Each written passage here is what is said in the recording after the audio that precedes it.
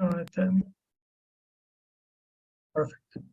All right. So yeah, hello everyone. Really happy to see so many of you here during our CPERN online workshop this month, where yeah, we're very happy to welcome Madelaine Moore from the University of Bielefeld, or rather from her well-earned maternity leave right now. To yeah, talk to us about her book on water struggles as resistance to neoliberal capitalism, a time of reproductive unrest. And while we were waiting here, we were already talking about the fact that we're kind of living through the hottest month in history right now, which I think, among many other things, underlines how much access to water, how much control of water is a crucial question in modern capitalism, as well as the struggles against it. So yeah, we're very happy to have Maddie here and listen to her talk. And we're also very happy and very grateful for the two great discussants that we also have on this call, Aliki from Manchester University and Gemma Gasseau from the Scuola Normale Superiore. And yeah, as this always works, we'll do Maddie's input first, followed by our two discussants, followed by the Q&A session after that. And so yeah, until then, please mute yourselves, and then after that, we'll go into our discussion. And as you can see, we'll be recording the session and then putting it online afterwards. And yeah, I think that's everything regarding housekeeping. So yeah, Maddie, the floor is yours. Okay, can everyone see it and not see my notes? Yes, that's good. Great, it's worked. Okay. Yeah, thank you everyone for coming tonight. Yeah, we're talking about my book. This is sort of also a bit like my book launch as well, because yeah, as Bernd mentioned, I recently had a baby, basically the week after I first got my hands on a copy of my book. So I haven't had a chance yet to talk about it. This is also the first time I've spoken about academic things that aren't nappies and sleep schedules for a few months. So I'm kind of excited to be back in my old, slightly rusty head on that front as well. But yeah, I want to introduce you to my book kind of a bit in general. I run through a few kind of broad themes and kind of general ideas that I'm trying to develop here in about 15 minutes. So it's pretty brief, and yeah, I welcome all questions and discussion afterwards. So in the book, I'm really focusing on this global water crisis and the different ways that communities have resisted the expansion of the water commodity frontier. I do this through bringing together the Irish water charges protests as an enclosure of water resources, water services and infrastructures, with the unconventional gas struggles in Australia, which is water resources, kind of aquifers and so forth. I bring these two together through an incorporated comparison in order to kind of explore the conjuncture between the last, or the 2008 financial crisis, and COVID-19. And the kind of key tension that I'm drawing out here is between life making and profit making that seems to define the new water commodity frontier that's being developed. So the book has two key sort of red threads throughout the different chapters. The first is the critical role of expropriation within capitalist reproduction during this time, and also the different forms of agency that have emerged in response to these dynamics. So I'm really trying to expand social reproduction theory onto questions of nature and also class struggle. So very briefly, what I'm going to talk through these kind of three headings is the global water crisis, global water grabs, and global water struggles. Begin with the global water crisis. As many people already know, there's over 2 billion people have no access to safe drinking water in the world. This hasn't really changed over recent decades, despite many different UN programs and so forth to try and address this. Over 25% of the world live in water-stressed environments, and this is going to only increase as we go on. We can see that water can be so many different things. It's an essential service, it's an infrastructure, it's an ecosystem service, it's a raw input to energy production, agriculture. It's necessary for all forms of life. So in this way, it really lubricates the global political economy. And the claim I'm putting forward in my book is that the way that water is managed, different water governance systems that we create, really shows a lot or demonstrates what is a society values, because where it's allocated, how, why, and when kind of determines who has access to life, because life is ultimately impossible without it. So the question is, why are we in a global water crisis? What is actually in crisis when we say this? Why and how? My argument is that underpinning the water crisis is the enclosure and continuous enclosure of water services, infrastructures, and resources. So kind of all these different points in the hydrosocial cycle. So water and its related services continue to be privatized, commercialized, financialized, and commodified. And these processes are presented as solutions rather than causes of the crisis. So the water commodity frontier here is presented, as a solution to the global water crisis. It's manufactured as such. So how can we kind of understand this a bit more empirically, a bit more concretely? Through the book, what I do is I bring, as I said at the start, these two different cases that each case reflects a different, although interrelated, facet of this system that continues to undermine the conditions necessary for life making in our current moment. So this is public water services and also kind of natures and aquifers. And in each of these cases, both at Ireland and Australia, water was reimagined as a commodity in order to resolve accumulation crises that had emerged following the 2008 and then 2010 European debt crisis. So this is, again, highlights the important role of expropriation, but also exacerbated existing crisis tendencies, ecological crisis tendencies, social reproduction crisis tendencies, and ultimately leading to kind of further issues of political legitimacy in each state. So briefly, I want to give you a little illustration of each of the cases. So this is an image of an unconventional gas field or fracking, as people may know about it more, in Queensland and Australia. And you can really see how one little well here, one little well here actually totally transforms the landscape that it operates on. It also transforms the waterscape. But this is not necessarily new, because Australia's economic growth has historically and continuously relied on using or expropriating nature as both a tap and a sink. So even in the face of ecological crisis, what we see is an intensification of these accumulation strategies. Newest at the time when I started this research is this expansion of the gas commodity frontier. And this gas commodity frontier requires huge amounts of water, often groundwater, which is also the water that rural communities, agricultural communities depend upon for both their production and their social reproduction, so ultimately for their own survival.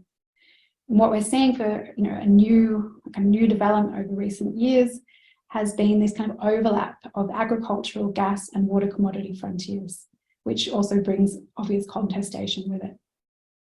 Interestingly, in this case, agricultural communities who were once the forefront of white frontier expansion in these kind of Australian state building myths now found themselves peripheral to these new state projects, which were orientated towards transnational capital in the form of fossil fuels. So this is not just a story about transnational companies coming in and expropriating this water and kind of land indirectly, but also the intricate role of the state and state institutions and state building projects in facilitating these shifts. So ultimately what we see is ecological crisis is exacerbated by these accumulation strategies, and this falls into also a critique or increasing critique of the state and kind of questions of political legitimacy. In the Republic of Ireland, instead what we're seeing is a restructuring of public water services. So here, public water services were targeted following the European debt crisis.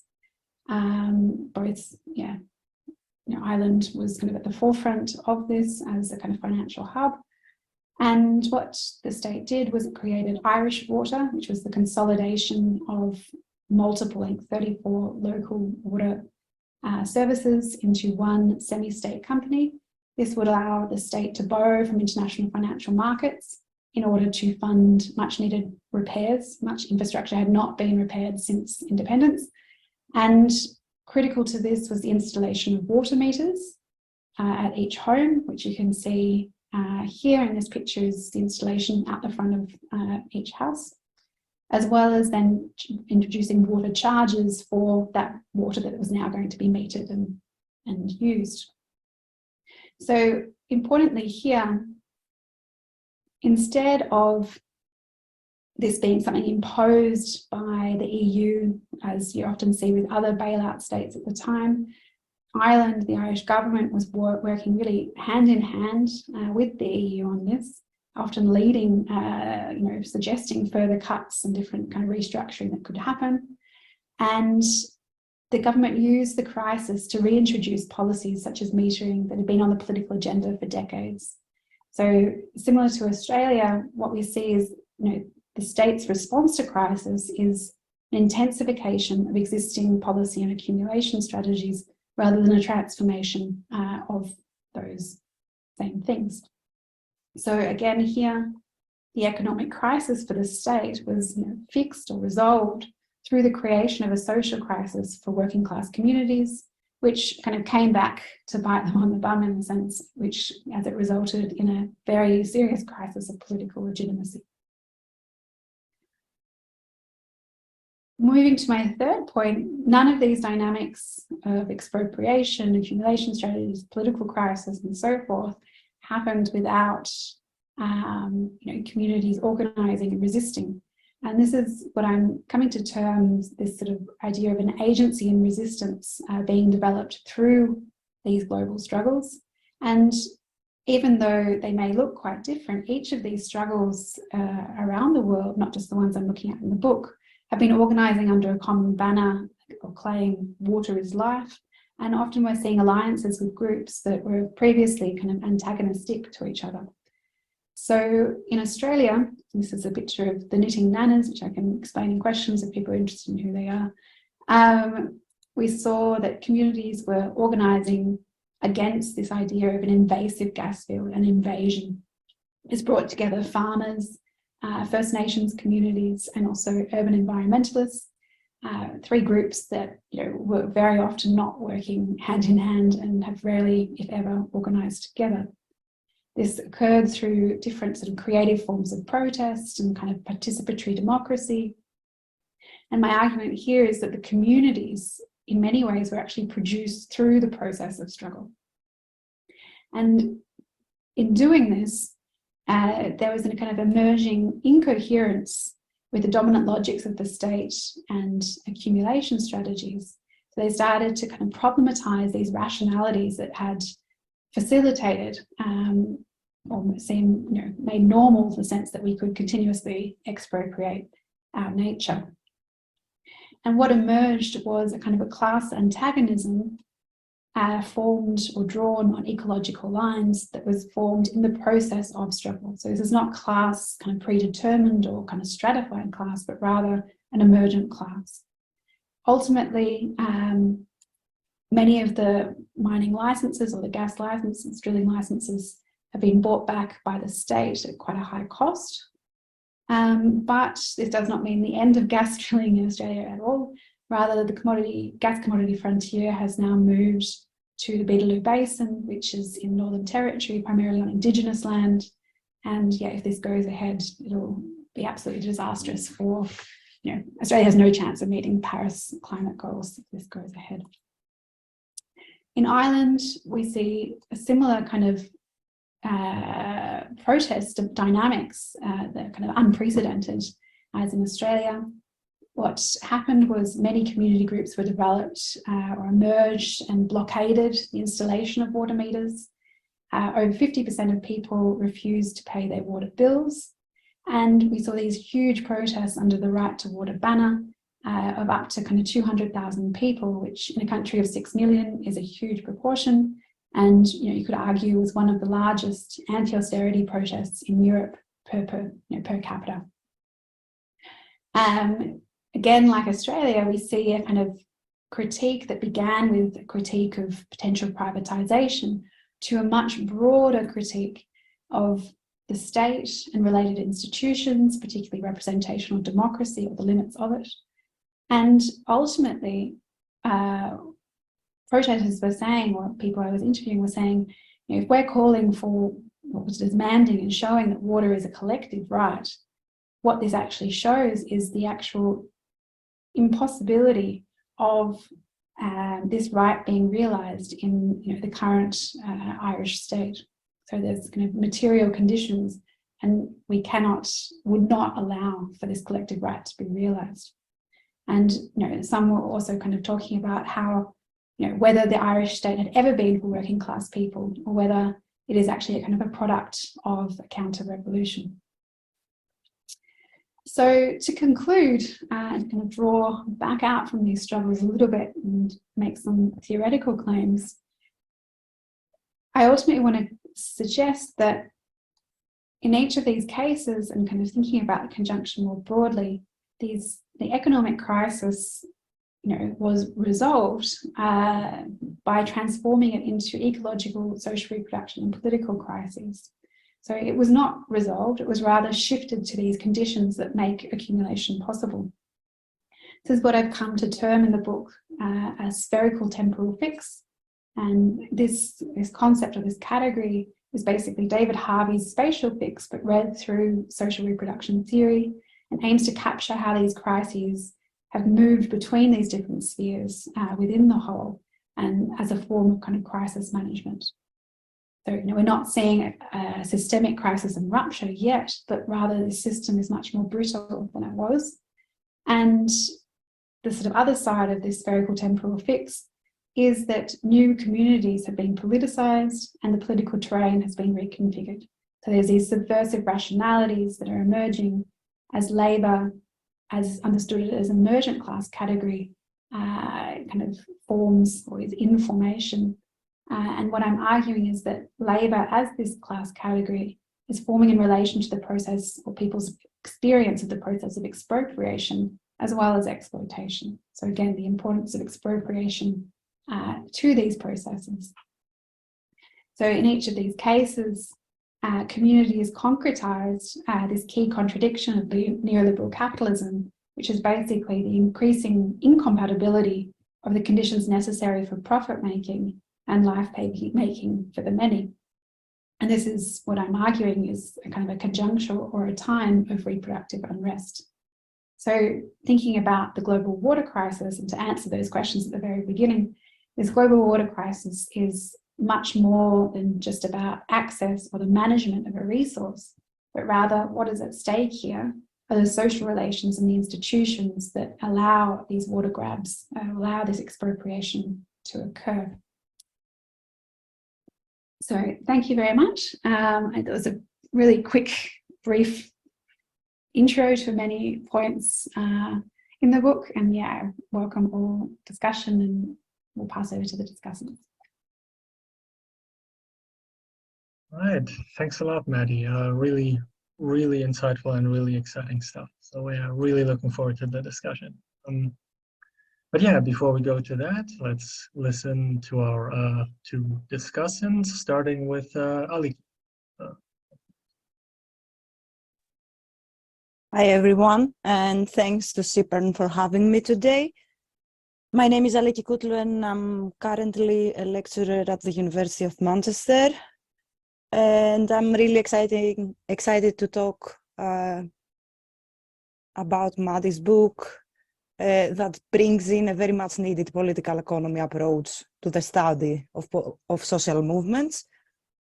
Okay, I will offer more questions rather than comments, I suppose, because my own work focuses also on the contradictions between profit-making and life-making.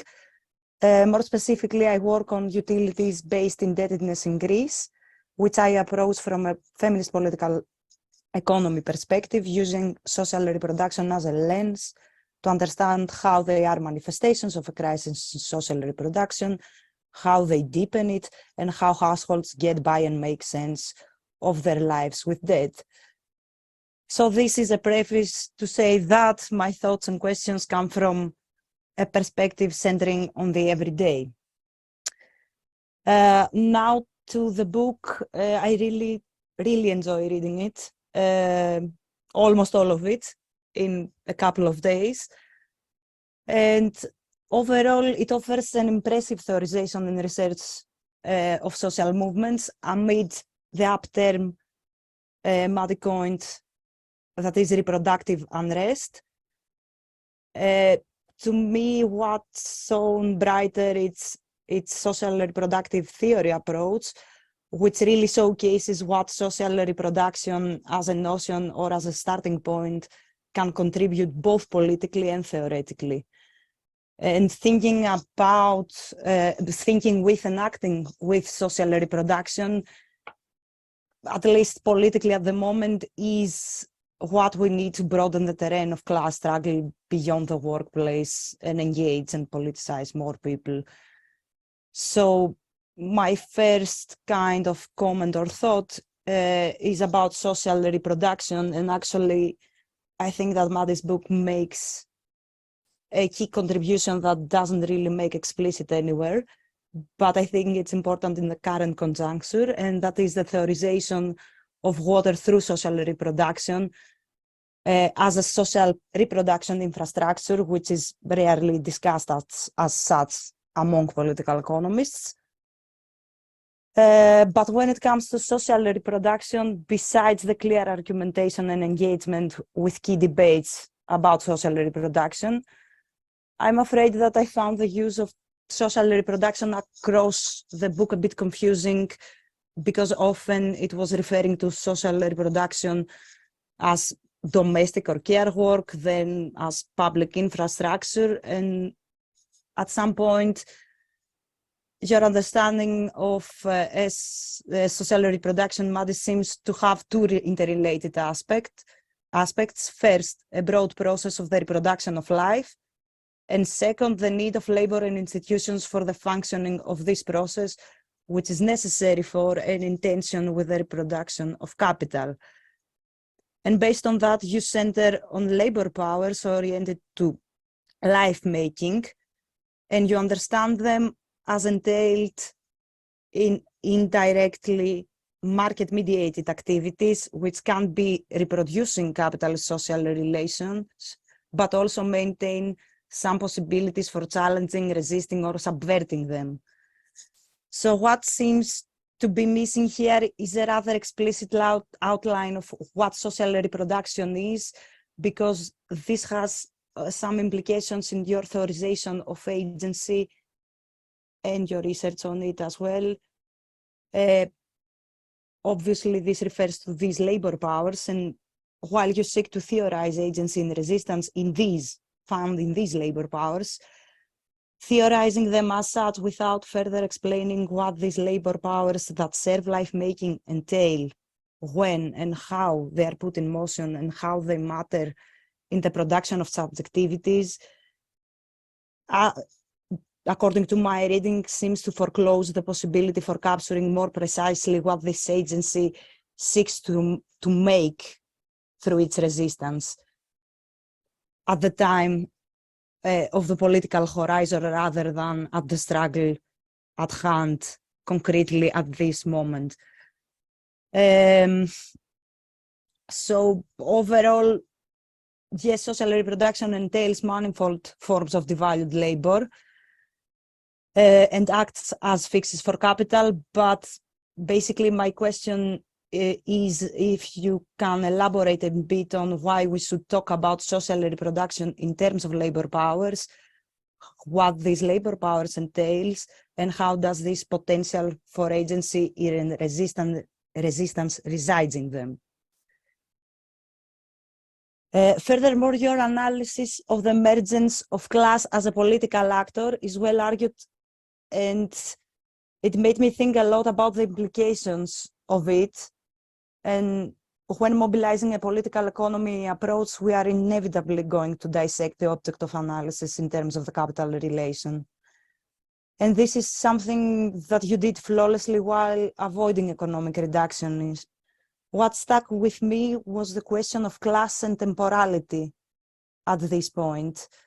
When I was reading, I kept thinking that your understanding of class as emergent is a very fruitful way of analyzing social movements, in that the movement brings to the fore a class that emerges through its antagonists, be it the capital state, finance capital, extractive capital, and so on. Yet, wouldn't factors such as the durability of the movement, its gains, as well as its role in instantiating process of politicization, centered in your case around water, be crucial in your theorization about class? I mean, that it may be at the time an emergent class, but should the temporalities of their action matter in a conjuncture of reproductive unrest? Do these movements dissolve into some subversive communities with the potential to intervene at other points by performing again their class role?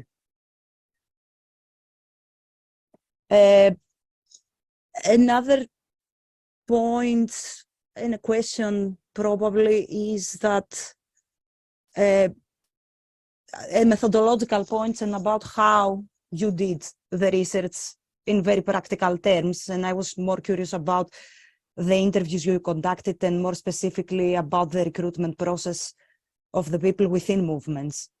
And you say you interviewed activists, but yeah, of course, this is somewhat vague in terms of that may include people who were versed into anti-capitalist politics before their engagement in the movement.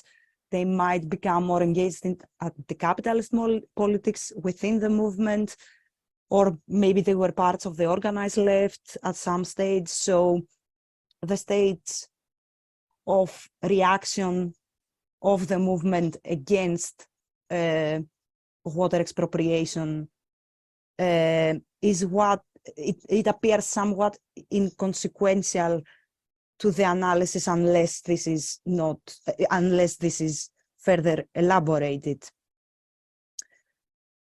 I have another final point, and it's not, this is purely me not knowing too much specifics about theorizing social movements rather than being part of them.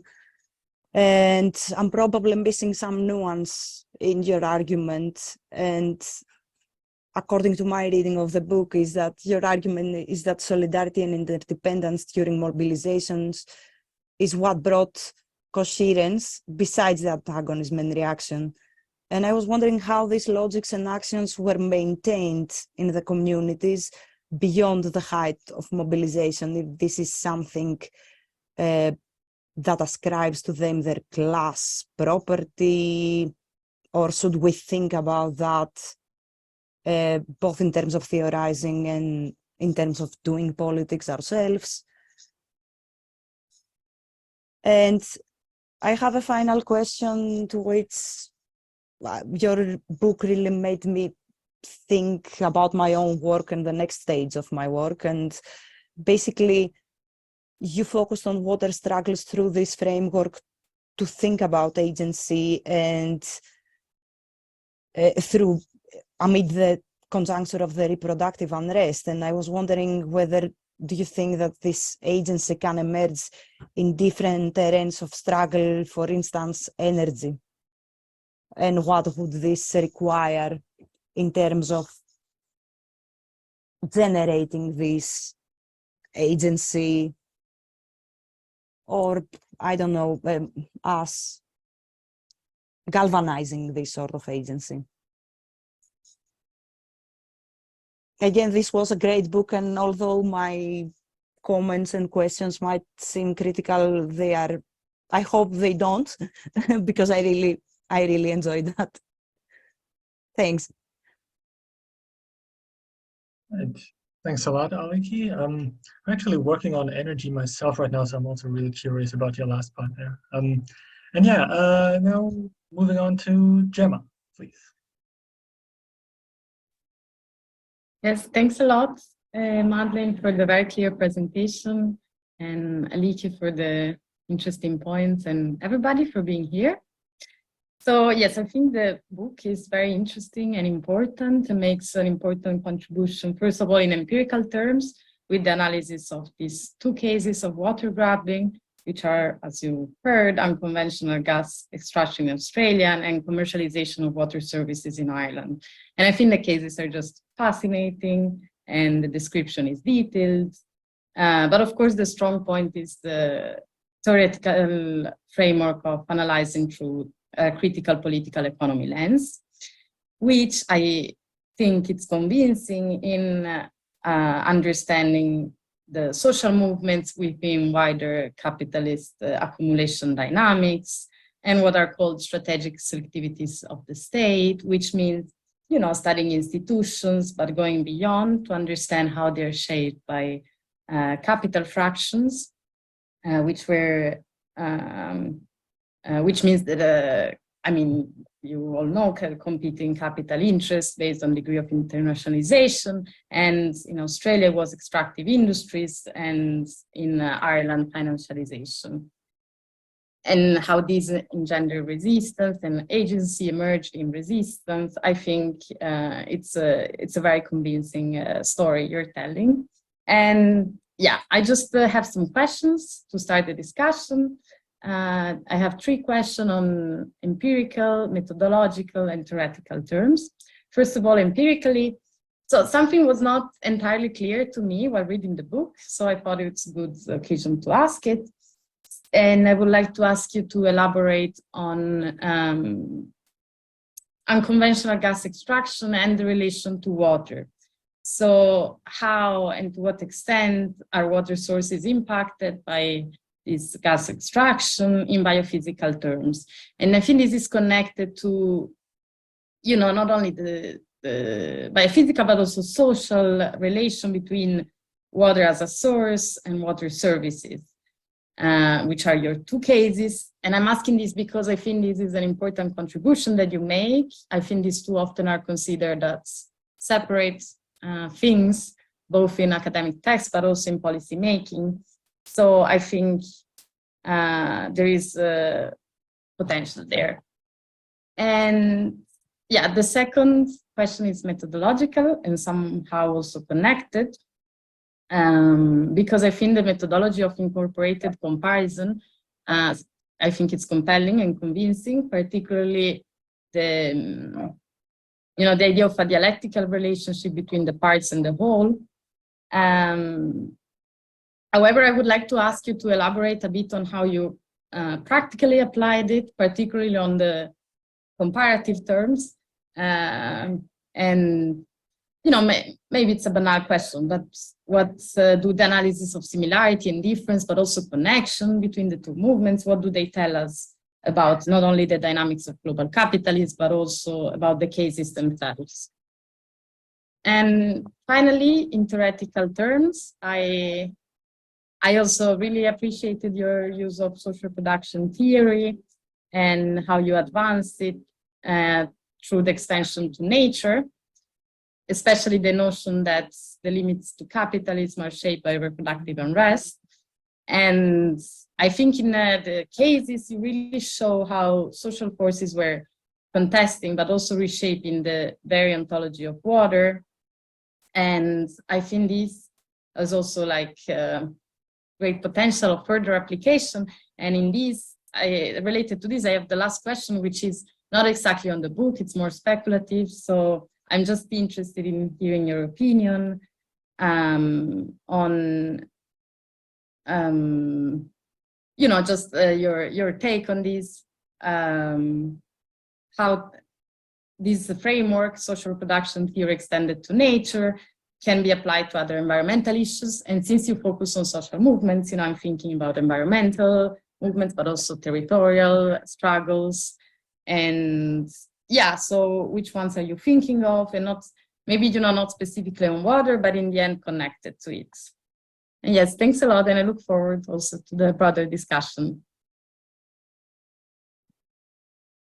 Right. Thanks a lot, Gemma. Thanks a lot to everyone for those great contributions. So yeah, for now the floor is open for questions, comments, and yeah, we actually have quite a bit of time, but yeah, and I've written down a ton of questions myself, but I'll let you all do that first. So yeah, just use the Zoom function to raise your hand, or just wave at me in the camera, and with a bit of luck, I'll see it.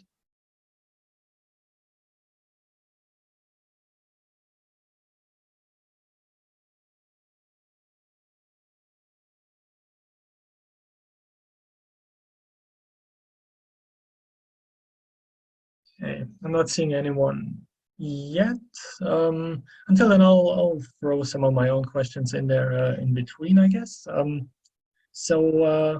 Yeah, one question I was wondering about, kind of connected to one of Aliki's comments, was the question of class consciousness, or rather like political class identity developed within the water struggles, which is something that you, Medi, say has been happening, or was happening in those struggles, actually crossing across social and organizational divides. And I'm just kind of curious how exactly you experience that, like how your respondents articulated that, like based on what you're basically making that conclusion. And is it something that kind of emerged organically out of the struggles themselves, or was it something that organized activists kind of successfully carried in there and politicized others? Kind of, yeah, what was the dynamic there?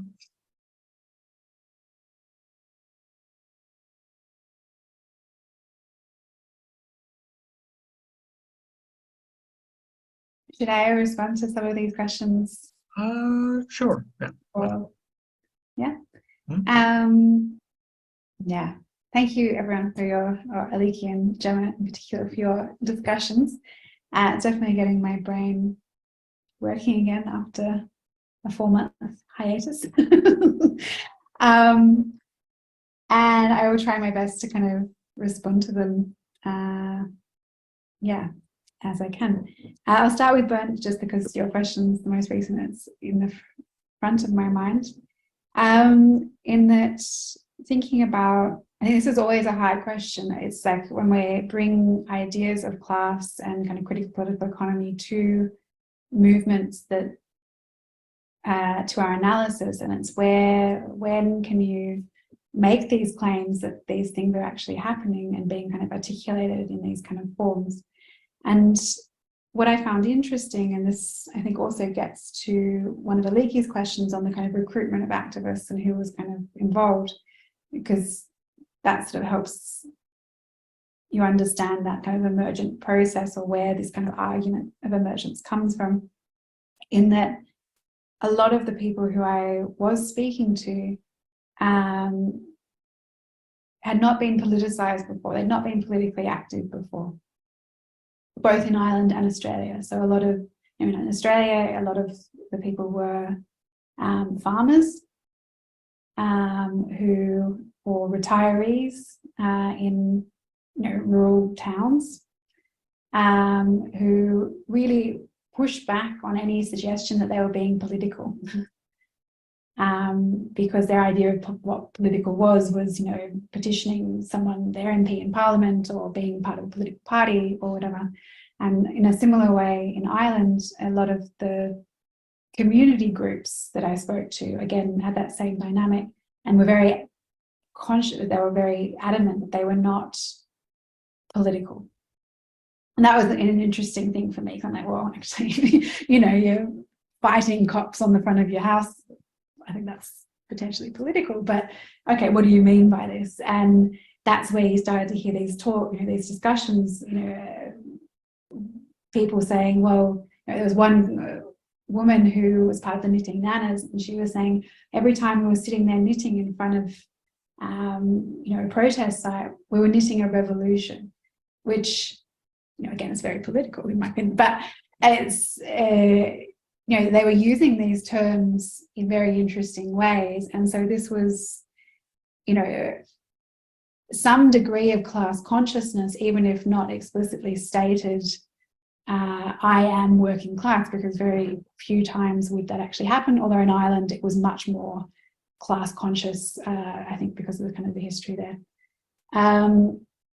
So yeah, so this is kind of these interesting dynamics that, you know, then as the researcher, you've got to kind of like work with that data and kind of draw it out. And, you know, again, you see slightly different responses to the more seasoned activists who I also interviewed as well in both cases. But what was interesting was there wasn't a huge difference in the way people were describing what they'd been a part of and that process of what they'd been a part of. So there was another a farmer who said to me, you know, in the process of this struggle, we learned to be brave. And that, you know, again, it's this kind of process of subjectivity. It's this process of kind of building a kind of a political being in that process of struggle. So to get to some of Gemma's questions, I'll kind of work backwards and hopefully remember or make sense of the scribbles that I've written down. Empirically,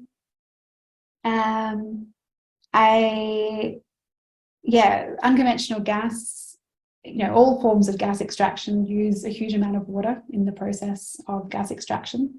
In part, I'm not going to explain it properly, but in fracking or in unconventional gas, it uses even more water than normal because a whole amount of water has to be pumped into the process or the kind of the drill to get the gas to come up. As anyone who's a geologist here is going to absolutely shoot me for that very simple description, but that is basically the process. And companies argue that the water that goes through this can be retreated and sent back to the environment. But there's a huge amount of chemicals in that water as well. So it's not only a process of using large amounts of water in a way that does not fully return all that water to the environment and to the water tables, but it also returns highly polluted water. So it's quality and quantity. And you know, even some of the reports from gas companies showed that water tables in areas like the Darling Downs, where that picture was from, had dropped like 1 to 2 meters every year, which is a huge amount and puts a whole lot of costs on agricultural producers if their new wells have to be deeper and deeper and deeper to get to those water tables. So that's where that comes in. Thinking about how to actually apply an incorporated comparison, you know, this research draws a lot of my PhD research, and you know, it was a good year or so of trying to work out what an incorporated comparison actually meant and how to apply it. And what I came up with, or how I utilized it, was to move away from this kind of, you know, most similar, most different comparisons that already treat the objects that they're comparing as these kind of defined, predetermined cases, and rather the importance here is looking at the relations between them. So in that way, the structure of the book tries to reflect that, in that, you know, the cases are kind of weaved through a little bit together, and the kind of conclusions of each chapter kind of draw on that. And to think about water grabbing, again, as you mentioned, Gemma, not as, you know, in most cases when we think about water grabbing, it's about the enclosure of a new aquifer or a dam for hydro energy or these sorts of things, but to actually think about water services and infrastructures, kind of all these points on the hydrosocial cycle, as experiencing these similar dynamics, you know, in different manifestations, but these similarities. So the important point of the analysis is to explore those dynamics and those relations, and then also to kind of use these different levels of abstraction to kind of relate them in that way. And then in theoretical terms, thinking about social reproduction onto other environmental movements, I think it offers a really valuable framework. You know, obviously this is my hill I'm going to die on, but I wrote a whole book about it. But I think it does, because, you know, when I was speaking to, you know, use the case of the farmers in the Northern Rivers, you know, they weren't necessarily being totally motivated about, you know, the impact on the environment that fracking would have, but they were impacted about the way that, you know, their capacity to reproduce themselves was going to be impacted. So their capacity to farm, their capacity, their health, their children's health, the way that their whole community had been transformed or would be transformed. You know, there was, looking at the Darling Downs again, you know, they visited there and they'd said, we just saw these trucks going through, FIFO workers, it was a very male industry, and it had totally transformed these towns into, you know, also the rents, you know, looking at Aliki's kind of work on households, you know, the rents of these areas and house prices went dramatically high and then dramatically collapsed as soon as the industry kind of leaves. So it's all the things that were motivating them were these very kind of social reproductive aspects. And that allows you to both, as a political kind of lens, see or kind of tap into these kind of motivations that I think actually do mobilize social movements, but also to then bring into, you know, these discussions about climate change and the environment more broadly. Yeah, and Aliki's questions, I'm trying to make sense of my notes here, what they were. But yeah, so yeah, I suppose what stays afterwards, kind of what happened to these movements afterwards, what solidarities afterwards, or can we only talk about class consciousness as kind of as in the moment of the struggle itself?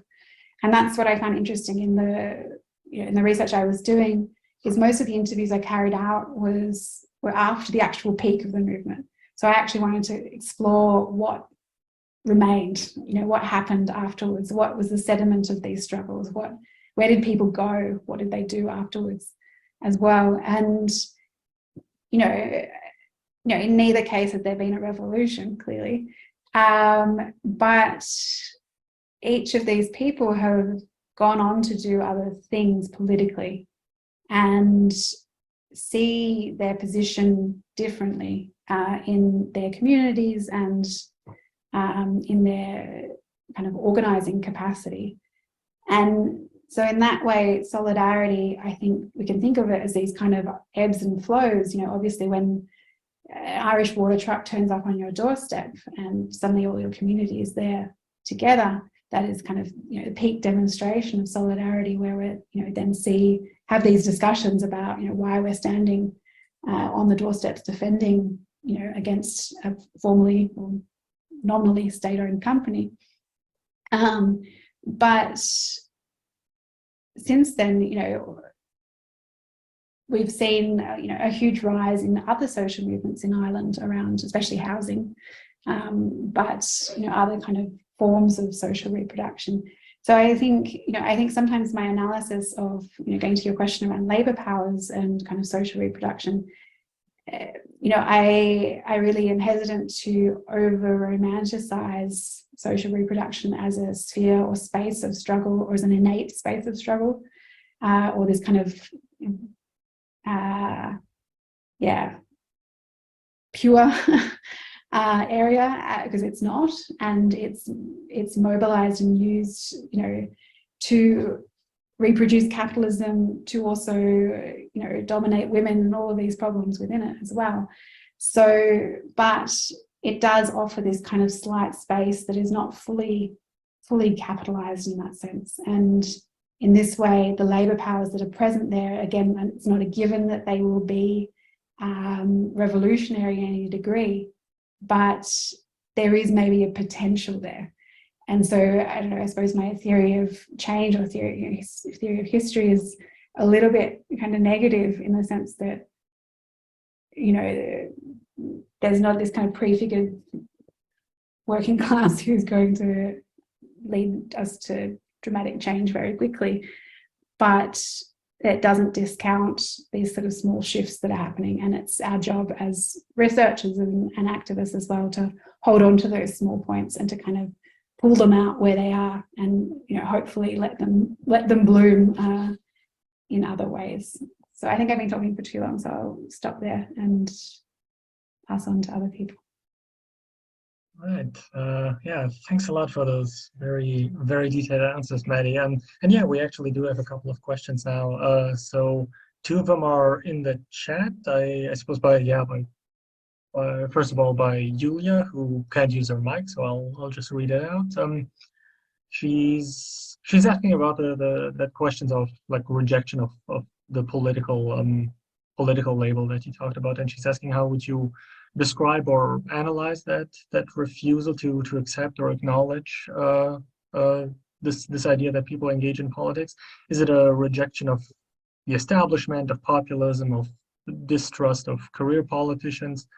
And what common sense emerges from that? And what does it tell us about the role and the function of the state in contemporary capitalism? Then there's another question by Omar, who asks whether your theory opens up a room for thinking of the collective right to water as a labor-based right, given your theorization of social reproduction and your empirical thesis. And then I can see that Simon has his hand up. Hi, Maddie. Thanks for this excellent presentation, and I really enjoyed that. I would be really interested in an elaboration of your use of the category of labor, because that seemed to be central, but it wasn't quite obvious to me how you use that. I mean, do you use it as just a synonym for working class, or what is the relationship to work? I think from what you hinted at, there is really more there. Also, with your use of the reproductive work as a category. So I would be really interested in that heuristic. So why you chose this category of labor as a central analytical heuristic.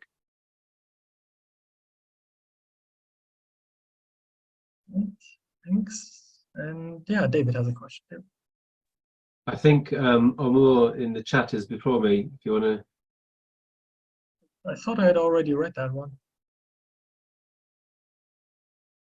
That was Julia, wasn't it? But that was Julia's, but I read Omar's too. Ah, sorry, okay. Sorry. Yeah, no, thanks, Maddie, that was really great. And my question is, so, I mean, I really like the whole approach, and it got me thinking about a lot of things. But I suppose I was thinking in terms of like, because like trying to show how engagement in social reproductive struggles is a part of class formation, then made me to start thinking about well, obviously class is relational. So I suppose two questions kind of came to my mind. To what extent do you think that neoliberalism as a configuration of class relations was sort of changed as a result?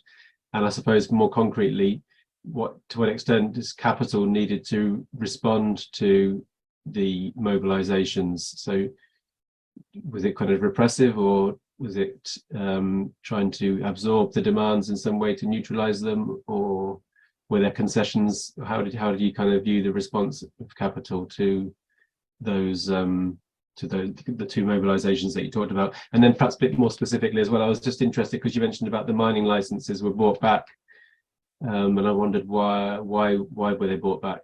Was that a kind of concession, or did it not? Because I mean, I suppose there's partly responses might be determined by level of class mobilization, but there's also a kind of functional element to it as well, I guess, in that, I mean, we need, if it's about water, but we need water, whether people mobilize around it or not, there's a requirement for it in terms of just the reproduction of capitalism. So I guess my question was partly as well, were some of the responses more driven by kind of functional needs of capital or by pressure of the mobilizations? You see what I mean? Those types of questions. That wasn't especially well formulated, but hopefully you got the idea. Thanks. Hey, thanks. And then Omar, I saw you had your hand up too. Do you want to elaborate on your question, or you're muted?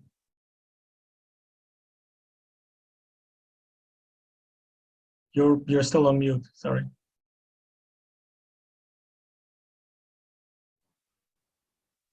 Okay. Is it okay now? Yeah. sorry for taking your time. I just want to dissertation right to water is a collective right, and based on my elaboration while I was writing the dissertation, I wonder, collective right is usually categorized as a group-based right. I just wanted to if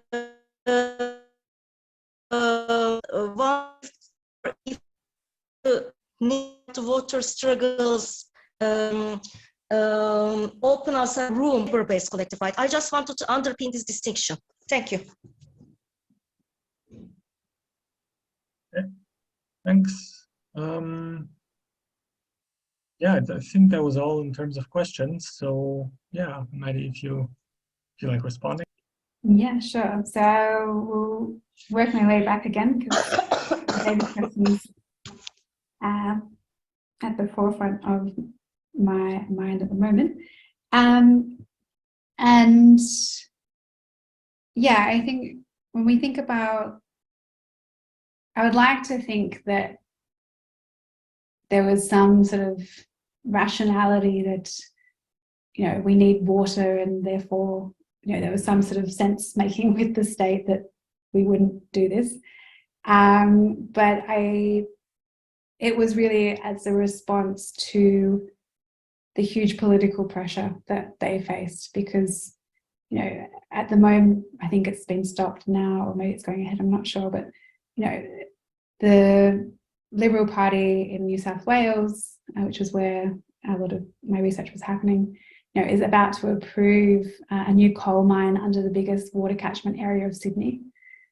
Like, there's no logic happening at the moment, or there's an increasing logic because there's certain political changes that have happened in recent years, the last couple of years, but for a long time there was really nothing like that happening. And yeah, so these mining licenses were being brought back by the state as basically a concession to capital, as much as a concession to the movements, because capital would say, you need to give us a lot of money because we were going to make a lot of money from these licenses. And so that was, a kind of transfer of public funds to private hands through that, rather than, just saying, no, this is not politically acceptable and we're not going to do it. So in this way, you could see it as a kind of, it was a win in the sense that the licenses, the drilling wasn't going ahead in this area, but it was not because, it requires like $25 million for one company and one license and so forth. But it's not a small amount of money. And yeah, how capital kind of responded to this, we can see, in Australia, there's been really interesting developments of trying to narrow down what actually unconventional gas is, because conventional gas is still politically palatable. So they're trying to expand the definition of what conventional gas is and narrow down what is unconventional. And, to varying degrees of success. We've also seen that, the gas commodity frontier has moved to the Northern Territory, which is primarily Indigenous land. It's also land that doesn't have a whole amount of people there, except for, well-established Indigenous communities. But as, white frontier expansion in Australia has basically continuously required the expropriation of Aboriginal people, this is not necessarily a political obstacle, unfortunately. So you've just seen these shifts, but the movement itself has made unconventional gas totally politically unpalatable. But then if we think about the global, it's also interesting because these infrastructures, the gas infrastructures, require such high levels of capital to actually get going, often through state subsidies and funding. But the production of Australian gas is quite costly because of labour costs and so forth. And there's always these new kind of gas sources coming online. But during COVID, gas prices dramatically fell.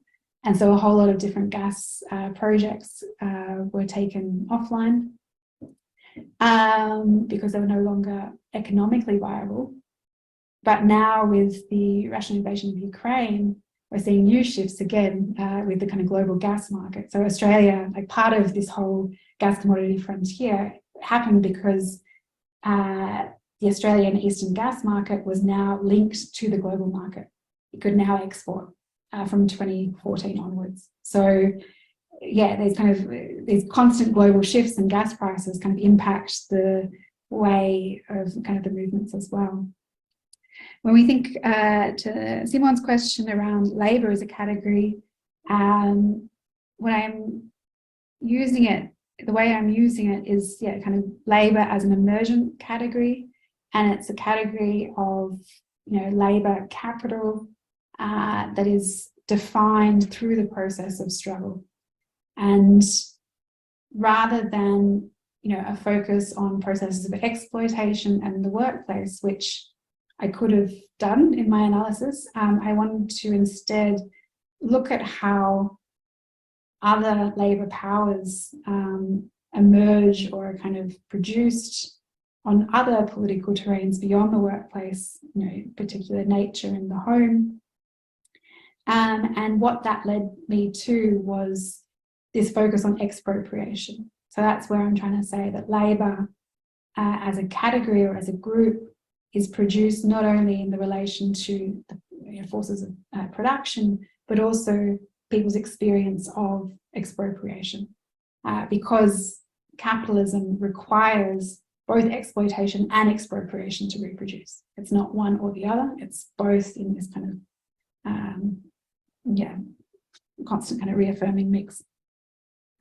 To Omar's question around collective right, if I understood it correctly, what was interesting in Ireland was that the state and the government has since, including water charges, but also since we think about in Ireland marriage equality, we've had repeal the 8th, so abortion rights, and some other kind of movements around the environment as well, and housing rights. And in each of these cases, the state has kind of tried to, increase the access to a liberal understanding of individual rights, so my right to my body. And in each case, thinking about repeal the 8th, and in each case, movements have pushed against this and said, okay, great, I have the right to have an abortion now, but if all health services are controlled by the Catholic Church, that right's worth nothing, and it's the same with water. Well, my argument was this began in many ways with water, in the sense that, okay, we can have this referendum on the right to water, but without actual an accumulation regime that allows for actually funded public services. What does that actually mean? Nothing. And so it's this kind of reformulation of individual rights to a collective right, also then manifested as a critique of the state and state institutions, which kind of leads to Julia's question a bit around the rejection of political. And I think you're spot on there in that the rejection of the political really is, it became in both movements, a rejection of the state and a rejection of state institutions, of representational democracy, of political parties.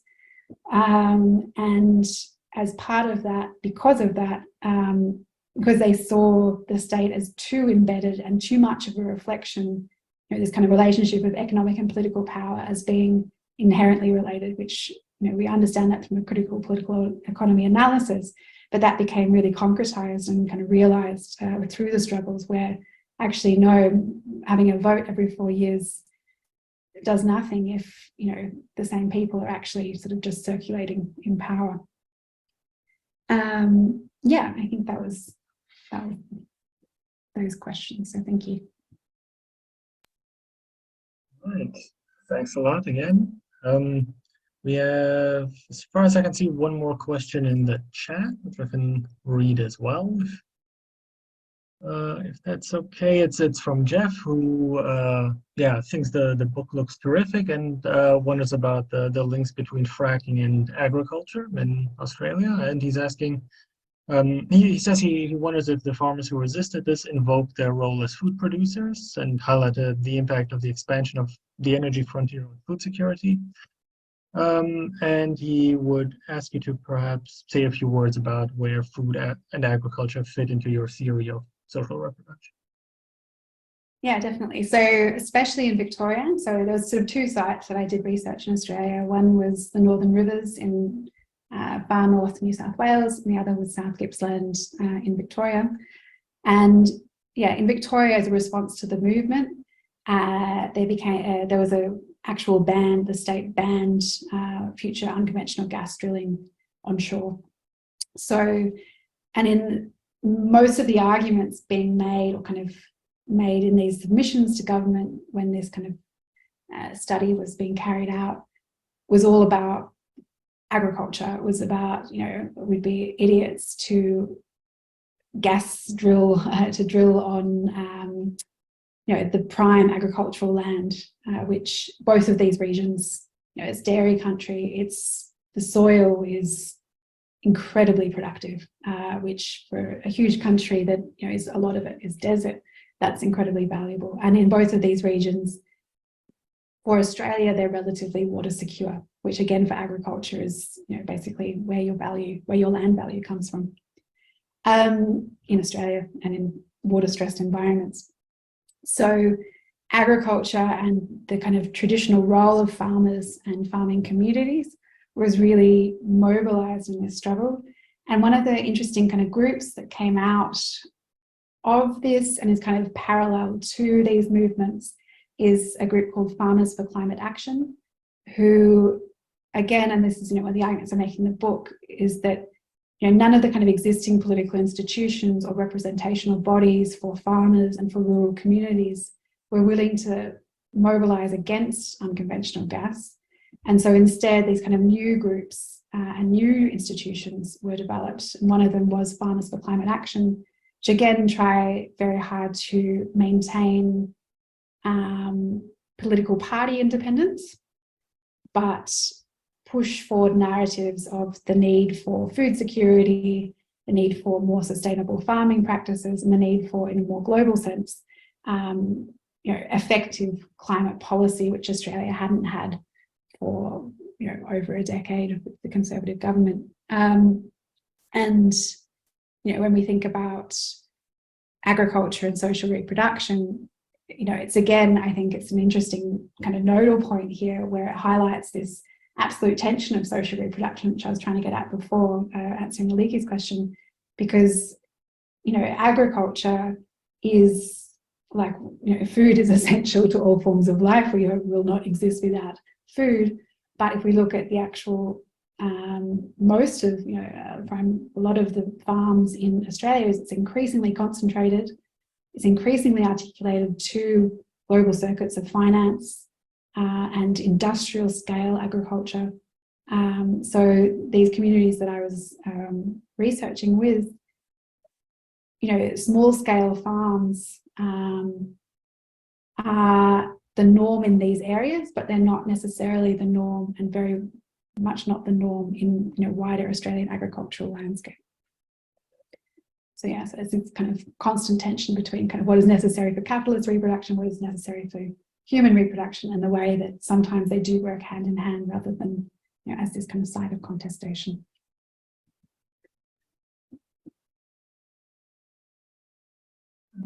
Thanks a lot.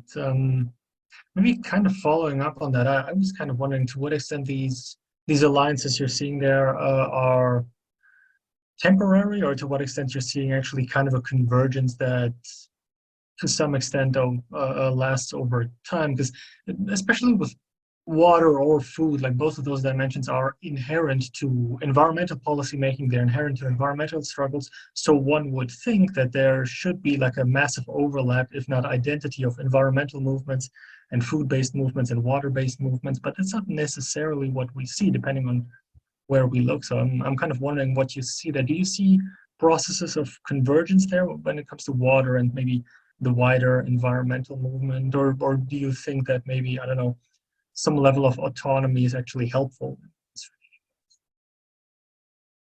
yeah, I don't think autonomy is helpful. I think this is kind of what led me to water in the first place, was that it seemed to be kind of an entry point that allowed for very different groups of people to come together and start to make links between often antagonistic groups, but also make links between the political crisis or the different forms of crisis that they're experiencing in their lives.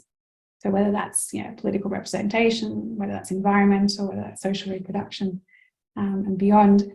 So that was my starting point with the whole project, was kind of what is happening here, and, you know, and why water. You know, which it makes logical sense. It's something that cannot be, there is no substitute for it in both production, what we drink, what we eat, and so forth. And whether there's these kind of alliances happening beyond that, I think we are seeing them emerge. And it's, again, it's not sort of necessarily that they will always cohabit on good terms, but having cohabited successfully in each of these struggles, at least for a while, demonstrates that it's possible, and has demonstrated to the activists that it's possible. So in the Northern Rivers, actually, no, I think the best example is probably in Melbourne and South Gippsland, where you know, one of the groups, Quick Coal, was this kind of like, as you'd say, raggle-taggle kind of anarchist, direct action, very like against sort of a climate change group, who would go and do really, you know, direct actions in these coal-dominated communities.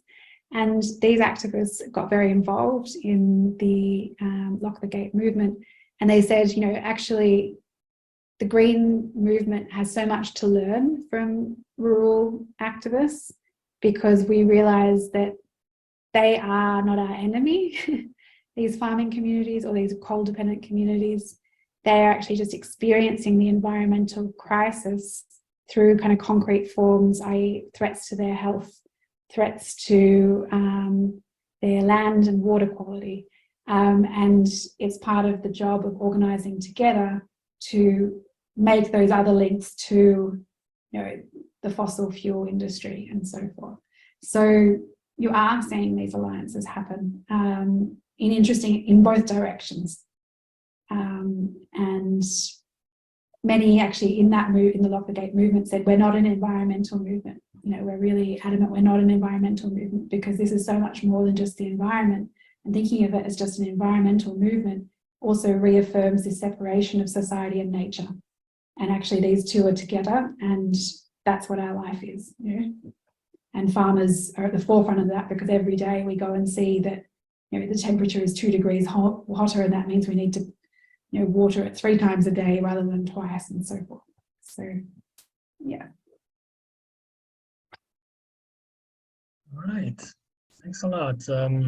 Yeah, that's to some extent, I think, a really optimistic outlook to see that these coalitions are happening, and they're happening on, yeah, very diverse terms, and in ways where even activists who would probably very much not agree with those characterizations of each other still find ways to get together. That's really cool. Yeah, sounds like a good point to end this, but we have some time, so I don't want to cut anyone off necessarily. Anyone still has a burning question? Otherwise, I would, yeah, very much like to thank you, Maddie, for a great presentation, and yeah, great and insightful answers to these questions. Thanks a lot to Aliki and Gemma for fantastic comments. And yeah, we're obviously gonna continue on with this with these monthly workshops. The next one will be on the 30th of August.